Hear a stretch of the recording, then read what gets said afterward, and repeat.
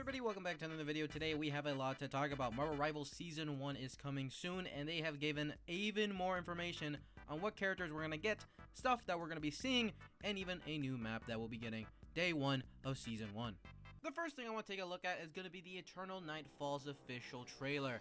This is what came out on Monday, and honestly, it is amazing. As we go into the Chromium, as we see here, we have Eternal Night Falls, which they say that we dealt in the light. Man, this game just came out, man. Like, it hasn't been that long. We have the Sanctum Sanctorum, where Dracula pops in and sends Doctor Strange into somewhere. And he just kind of takes over. He turns on Eternal Night. The homeboy Moon Knight. This is going to be his lovely place, his lovely home. And we get to see everybody. We got to see the Thing, Mr. Fantastic, Invisible Woman with all of her cake and bakery all in one place, and the Human Torch. And we get to see them all right next to each other right here, which honestly, they look good. The Thing, absolutely massive, you know. Mr. Fantastic looks amazing. You know, she, again, whole bakery right there. And the Human Torch also looks really good. And our main villain, Dracula. You know, something you would see probably in like October, but it looks amazing, and I cannot wait for these characters. The thing after the initial trailer that they showed off was, for one, that they were going to show some gameplay of Mr. Fantastic and the Invisible Woman, which they have. And they also made the Dev Vision log, which I'll talk about more just because a lot of the information is just going to be shared throughout this video. But the main thing that I want to say first is that this season is going to be 3 months long, and it's going to split up into 2 halves. The first 6 to 7, we're going to have the new map, which is, again, I'll show off, and 2 characters. Instead of all 4 of them coming exactly once, we get 2, which is honestly kind of still cool, where we get Mr. Fantastic and Invisible Woman.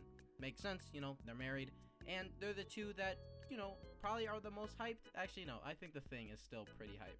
The next thing that I want to show off is going to be the Mr. Fantastic gameplay. You can find all these on YouTube. That's where I'm watching them and showing them to you guys. But I'll give you my input on it. So he's going to become a duelist. Honestly, he could have been a lot of things. He could have been a support. He could have been a tank. He honestly could have filled any role, just because, again, with stretchy powers, you can basically do anything. He's super smart. He could have been a support. But as we see here, they're fully leaning into his stretchy identity and giving him a melee/ranged ability. He allows you to group up enemies to hit them all at once. So any ult or something like that you want to use, you can definitely use that to help. He has a deflect, where he grows big and deflects projectiles coming at you. So that's pretty cool. And then dealing the same amount of damage, I'm guessing, or, you know, a weaker version of it towards them. Then he can grow big like a tank, which, again, very hybrid personality. I like it. And I'm guessing he does more damage in that phase. Then we go on to his ultimate, where he likes to bounce over and over and over again, up to 5 times it seems. I don't know what is the correlation, or if it just keeps going 4 or 5, or until he dies or something like that. But that's what you see, and here is his official model. It looks good. I honestly really like it. His ult looks cool. You know, mods with fucking Luffy are gonna go crazy. He seems like a fun character, very hybrid. Again, I'm glad that they gave him like a big tank form, because again, he could have been a tank. And the only thing we don't really see here is like the gadget side of him, which is fine, but we didn't also get to see his team up ability, so we'll see when that pops out. I'm guessing it's going to be with the Invisible Woman, just because, again, they're partners. Come on, that just makes total sense. But he seems like a total cool dude, and we also got to look at his skin. The first skin that Reed Richards is going to be able to use is the Maker. This is something that I'm guessing a lot of people wanted, because I saw it a lot, and honestly, it looks fucking cool. Here's his win or MVP animation, which looks nice, and you can see he's in a very nice suit. I really like the particles in the middle. I think it just looks cool. And if you don't know what the Maker is, from what I watched and what I've seen, the Maker is basically an evil Reed Richards, where he really doesn't have his moral compass anymore. As you saw there, he kind of just like put 2 Earths together, like an incursion, and like he literally just fucking gets rid of them. He looks at statistics, and he doesn't care what Earths go away. He just needs to make sure that whatever he's planning for goes well. He made like a whole universe where, you know, like all the superheroes didn't get their powers. He is insanely smart, but insanely evil. And that's why a lot of people want him. So I'm super happy that he is first. And he looks cool. But if we see on the top 2, we have Invisible Woman's Malice. But first, let's go take a look at Invisible Woman. She is going to be a strategist. I think many people saw that. And she even gets those little shield bubbles that I talked about when I was making my guess on what they would be. and we get to see it immediately. You can see it's a very minor shield, but it's still, you know, still gonna be very mighty. I don't know if it has health or anything like that. But we go on to the next ability, where we get to see she has a jump with a push and pull with a little dome. This little dome slows enemies and does pretty hefty chip damage. So, you know, if you got a whole firing squad ready, you can just blast them. And again, you gotta push again, so you know how many people are gonna do that. There's gonna be so many people just hiding in corners, just waiting for someone to get a health pack, like in fucking Asgard in domination matches. Like, it's just gonna be absolutely funny. But you can see the shield's back again, and then she's actually gonna pull in Namor, which is pretty cool. Which I'm pretty sure there's something there with Namor, because she says something about him. And that's her win. It looks fantastic. Yeah, you see what I did there? And for her ult, she gets to make everybody invisible.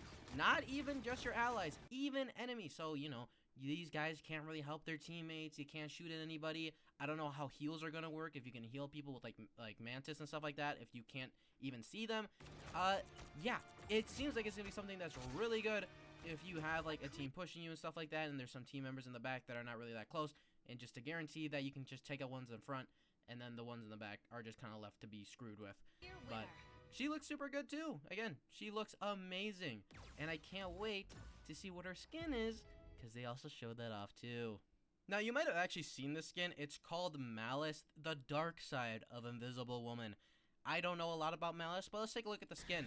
Because the skin, again, has been going around the internet for being pretty cool to say. You know, she has cake, but they like to show it off a lot more there. It's incredibly cool looking skin. Again, she goes invisible. You can see she's healing. They should show her off a little bit more. There's that vortex that slowly pulls in, the push away, and her ult. It looks good. I enjoy how it looks. There's her emote. And honestly, it just kind of makes sense with the season a bit, just because, hey, we're in Eternal Night. This is a very dark looking skin.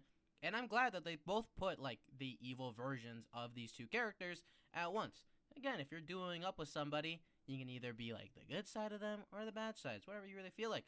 But again, these two characters are the only characters coming for the first 6 weeks, or 7, they said. And the Thing and the Human Torch will be coming on later within the season.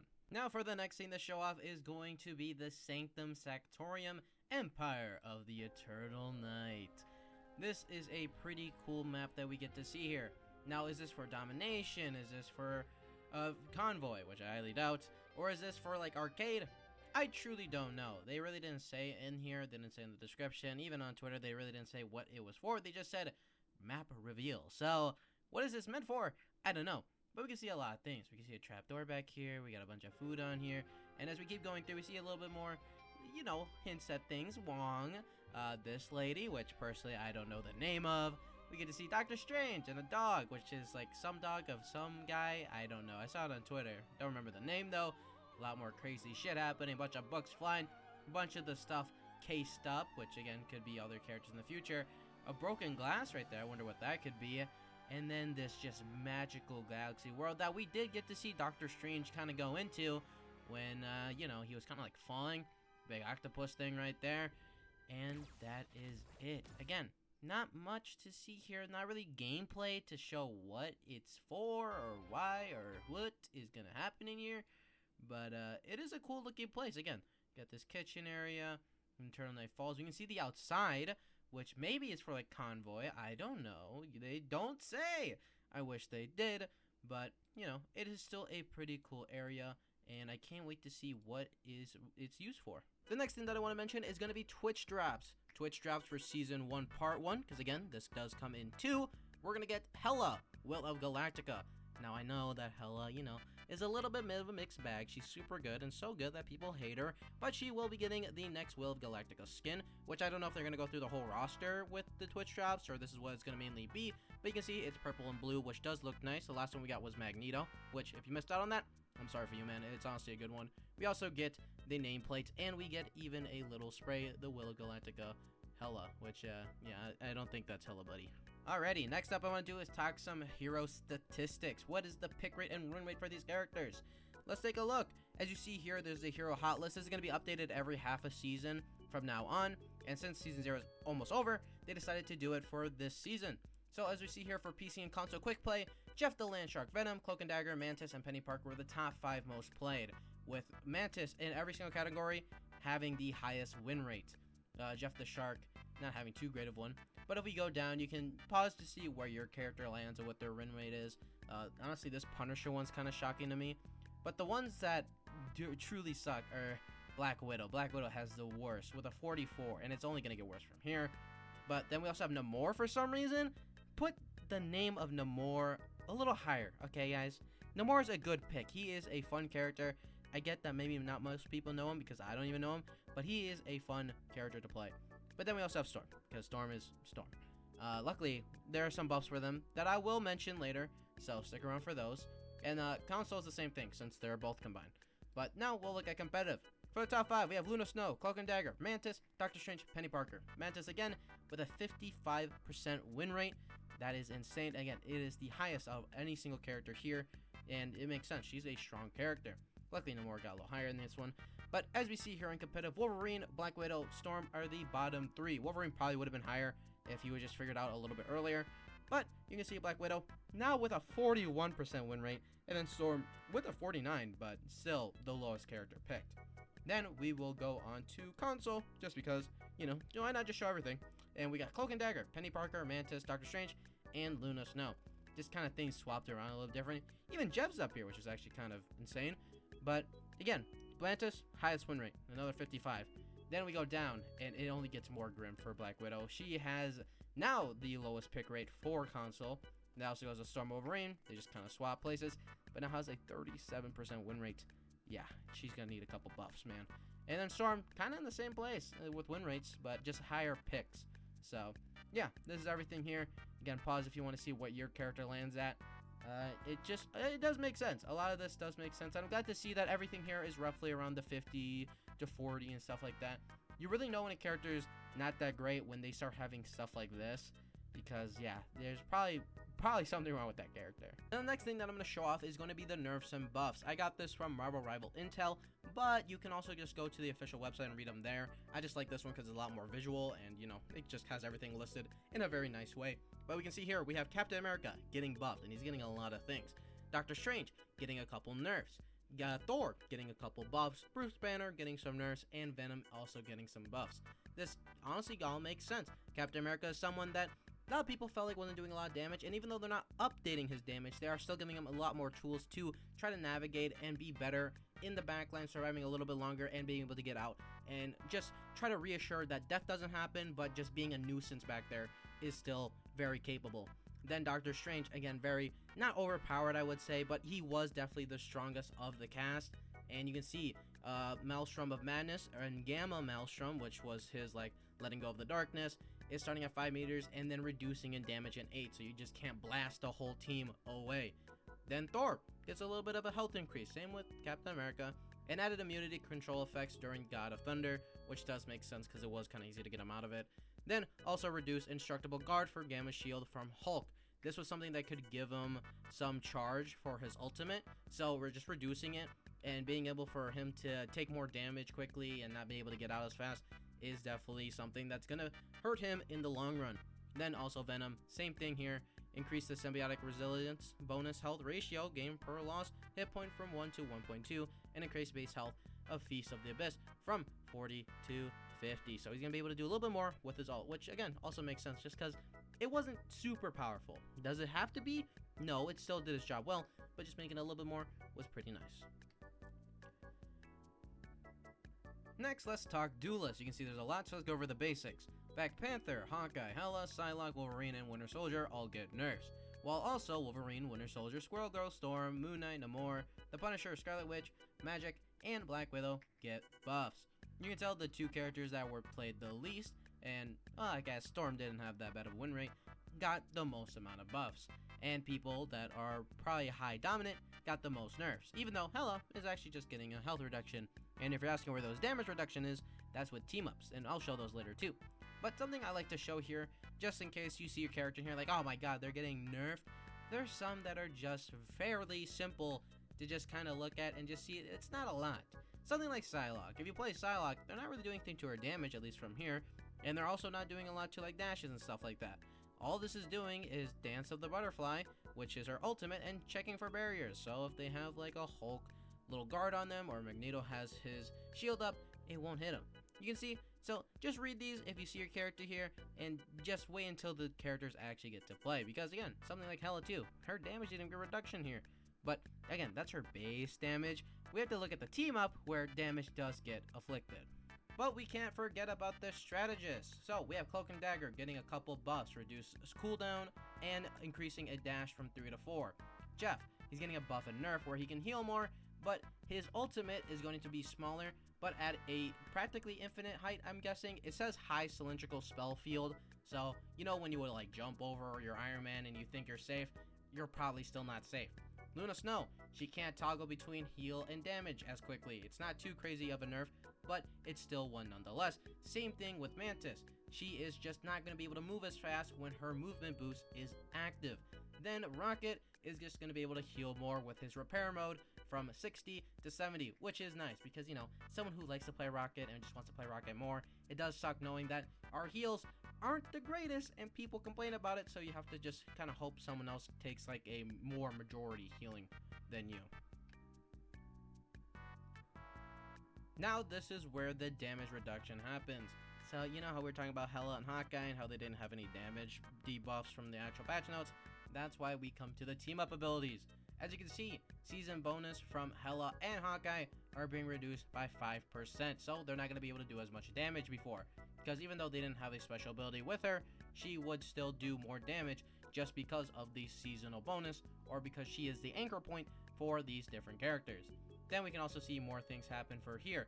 So, you know, Namor, increase the frozen spawn damage, increase frozen spawn slowing effect, and increase Berserk state frozen spawn damage by 16 and 8.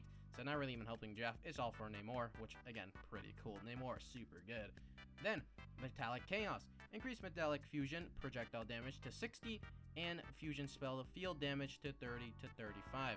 Pretty cool again, something we don't see a lot often. That's mainly because again, so, you know, Scarlet Witch isn't that great, so being able to probably see her more and this team up happen more in competitive play, pretty cool.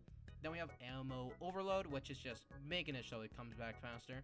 Then we also have Volcanic Union, which was for, you know, practically every single character that people said was a little bit weak. Probably, oh, okay, I guess maybe not Thor. I think people thought Thor was okay. But you can see, reduce the cooldown of Charge Gale from 20 to 15 and increase damage of Charge Gale from 50 to 55, which is, again, purely for Storm, because, again, Storm isn't too great. Alrighty, so that is everything that is coming to Season 1. If you want a more spoilerly, but, you know, way more in-depth look into it, go check out some content creators that have early access to Season 1, because Marvel Rivals gave it to them, which is pretty cool. I'm glad that, you know, content creators are able to kind of show off what's coming very soon. So, if you want to see even more, go check them out. Someone like Flats, who has 2 videos already looking just at the battle pass and skins and stuff like that, and even the characters. Personally, I want to feel for it for myself, so I'm mainly trying to stick away from that, just checking the stuff that they're showing off more inside of their own community on Twitter and stuff like that. So, yeah. Thank you guys for watching. Hope to see you when this Season 1 drops, and tell me, who are you more excited for, Invisible Woman or Mr. Fantastic? And do you like their skins? I can't wait to see what the little recolorings are going to be, just because, you know, I just like cosmetics. But yeah, I'll see you guys then. Peace.